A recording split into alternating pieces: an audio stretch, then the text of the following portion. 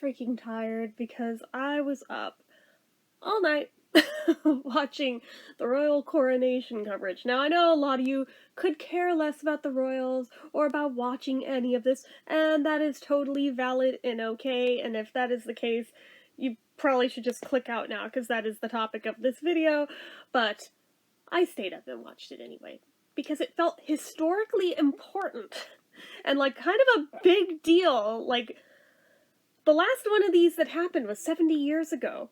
Some people don't even live 70 years, so it's just like, you know, this could be a once-in-a-lifetime thing for all I know. Therefore, it felt historically important and like I should watch it. Now, I'm the only one in my house who watched it.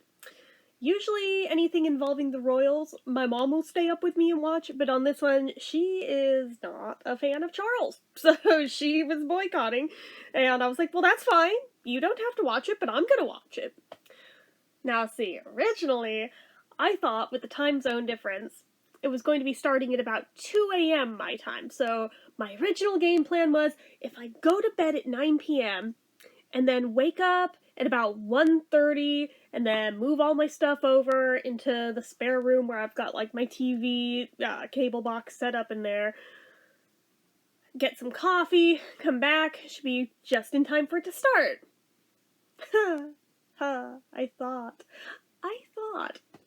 Because then my next question was, so which channel's coverage am I gonna watch it on?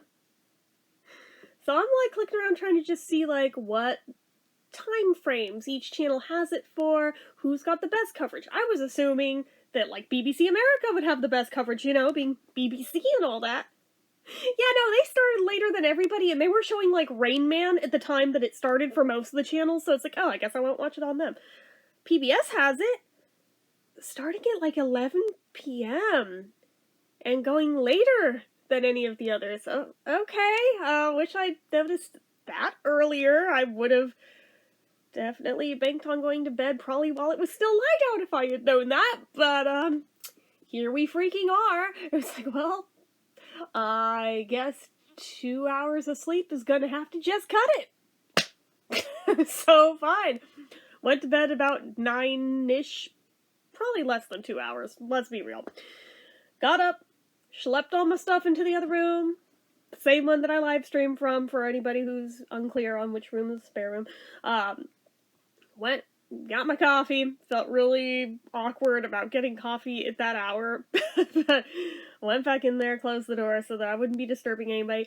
Thankfully, it was a night that Kimberly stayed over at her boyfriend's house overnight, so I didn't have to worry about the TV bothering her all night, because usually if I watch something late at night on that TV, she can hear it through the wall, because there's like no sound insulation in these walls. Hence why I live stream in that room, because with the no sound insulation, I've told it before on the live streams why I go in there. The location of my room, our house is like an open atrium layout.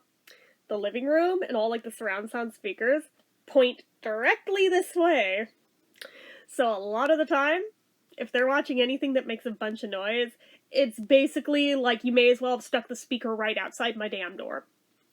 So usually I go over there because it's a little more sound insulated. I mean, the elevator's right on the other side of the wall, so at least there's like one side that's insulated by concrete, so it kind of helps keep it quieter. But anyway, that doesn't really matter for this. So I'm in there, and I'm trying to figure, boy, it's going to be a long night. I can't do all-nighters anymore, guys. I am old. I literally feel hungover the next day if I do all-nighters. I feel physically sick. So anyway, I was like, this is going to be a really, really, really long night. Like, I remember the day of the Queen's funeral. Oh, yeah, that was a rough next day. Next couple days, actually, because just, it lingered after that one. But anyway, so this one, it was weird sitting up watching one of these just alone for a change, because I'm so used to at least having one person to watch them with. Nope, just me. So I'm sitting there, just awkwardly filming the TV with one hand, because I was like, one last time, I gotta make my joke. So I filmed the TV, and Charles in the carriage going to Westminster Abbey. So I have that going in one hand. In my other, I have my phone. I turn on the intro to I Just Can't Wait to Be King. Now, this has been a long-running joke ever since The Lion King came out. My sister knows about it. She is, like, the only one that giggles with me over it, because she's known. But, basically all I have to do is hum it, and she'll giggle. But, ever since that movie came out, I immediately thought of Prince Charles, because this has literally been his life, just waiting to be king. And, like, ever since the movie came out, I can't even look at him without that song running through my head. And it just dawned on me in the wee early morning hours. Not even morning yet, it wasn't even midnight.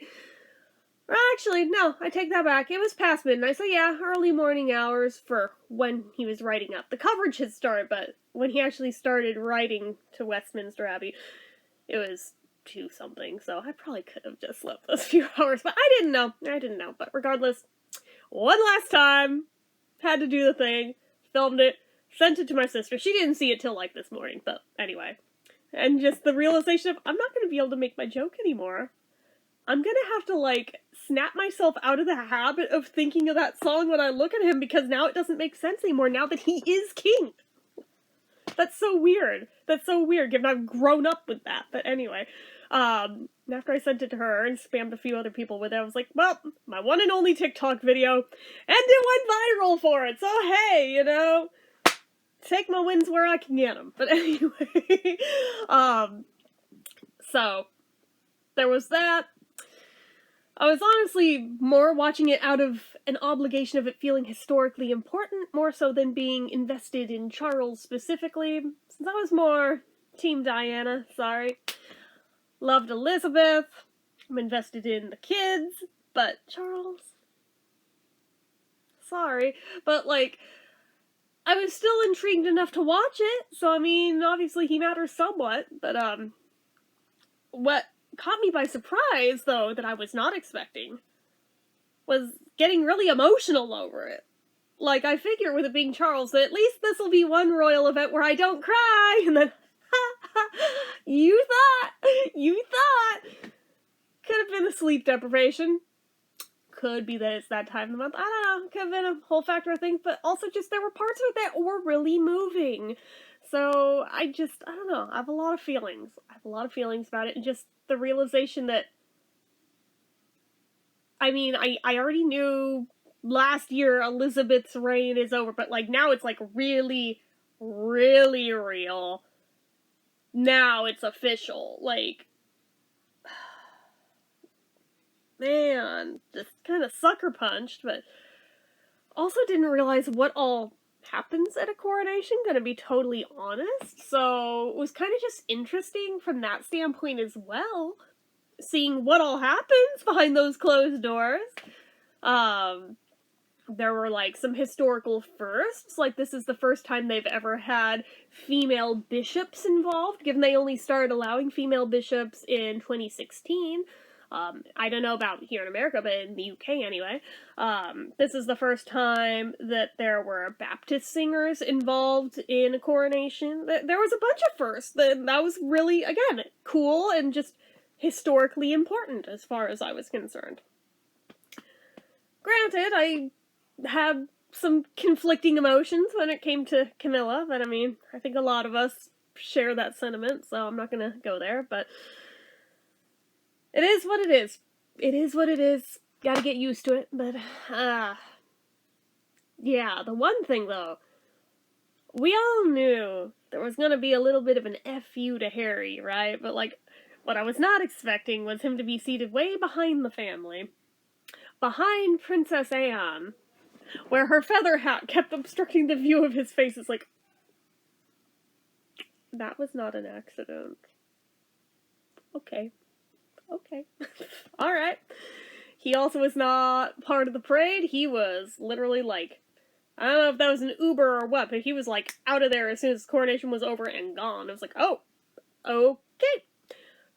Cool. Prince George was one of the, what'd they call it? Was it the royal page? Royal pages? Who helped carry the robes behind Charles. He was one of the ones in the back, and I thought it was cute that Charles kept looking back at him specifically. It's just like, aw. Charlotte perfect as usual, being Kate's little mini-me, dressed in little matchy-matchy outfits. They were both dressed by, Alexander McQueen today. And Louis. I love Louis. He's like a typical 5-year-old, man. Like, you can't expect them to, like, not act up even a little teeny tiny bit that many hours. I mean, he's, like, making faces in the pew. Like, in the carriage during the parade, he's got, like, his nose, the window steaming up the glass and stuff.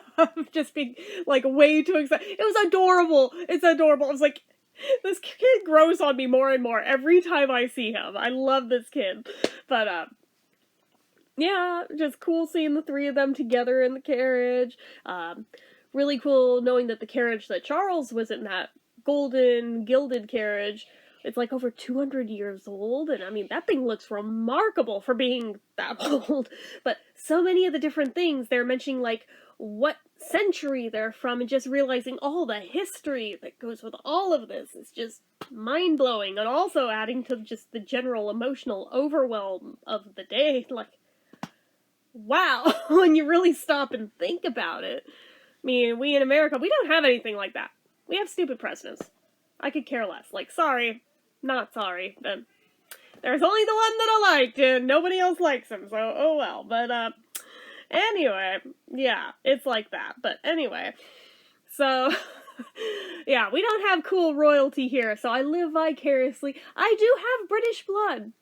I have more Italian blood, but I do have some British blood, so I feel like maybe it's like digging way, way, way deep down. Just like, it's appealing to something in my DNA that I feel drawn to it. But, I don't know, just all of it was so emotional to watch, but it was really nice seeing Westminster Abbey in a context that wasn't a funeral for a change, you know, and seeing it for a happy occasion. Loved seeing all the horses, the procession back to Buckingham Palace. It was really cool. They had, like, all of their military, like, then file in to the gardens behind the castle for the first time ever. That was new this time. And they all did, like, the biggest, 3 cheers for Charles thing, like, you've ever heard in your life. Like, that is a lot of dudes to be saying that in unison. The way it echoed, like, goosebumps, like, that was so freaking cool. Like, if you haven't seen any of the coverage, forget the rest of it, just watch that one clip. If you're only gonna watch one thing, just watch that, because it was really cool. And they did have to, like, scale back the size of a lot of the stuff because of the weather. Kind of expected. They even had to, like, scale back some of the royal flyover into a much smaller affair than what it was originally going to be. I want to say, like, the original was supposed to be something like 60 planes or something, and it was a much, much, much smaller version of that, but it was still really cool. And it was cool seeing that Louis wasn't all freaked out by it this time for a change, you know, because the last royal flyover that he was out on the balcony for, he was, like, covering his ears and scared, because, you know, he's little, and that's a loud sound, so I feel you. I was the kid who was scared of fireworks for many years, so I totally feel for this kid. But, yeah, I don't know, it just, total whirlwind of emotions and everything, and again, just the fact of going without sleep on top of all that just adds to just the general whirlwind feeling in my head when thinking about the whole thing. Have I slept yet? No! I tried to, and I think I nodded off for about 10 minutes and I woke back up. It was like, that didn't go how I planned, but I'm that kind of person who basically can't nap unless I'm sick.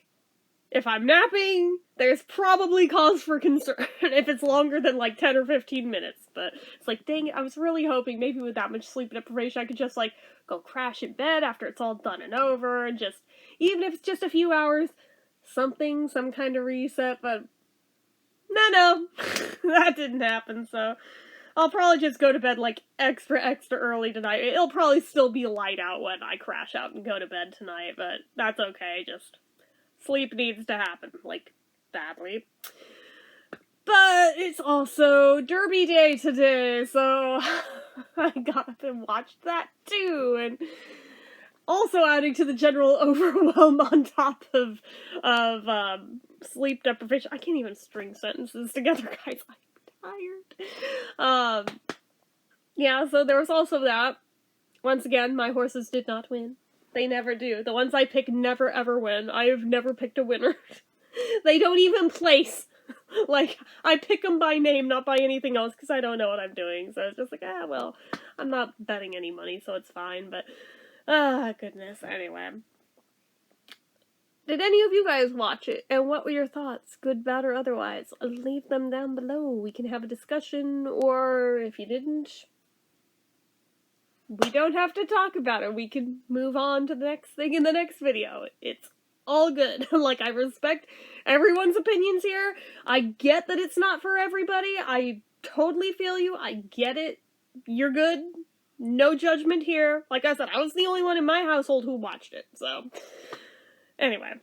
That is it for this one, guys. So as usual, you know what to do. If you like this video, go ahead and give it a like. If you're not already and you'd like to be, click subscribe. Hit that notification bell icon so you never miss an upload. Leave comments down below. Make sure you're following my social media accounts, my Facebook fan page, my Twitter, my Instagram, my eBay, my Reddits, everything and more. It's all down below. And if you like what I do here on this channel and you'd like to help support it, the donation link, as always, is down in the description. Anyway, guys, till next time, see ya.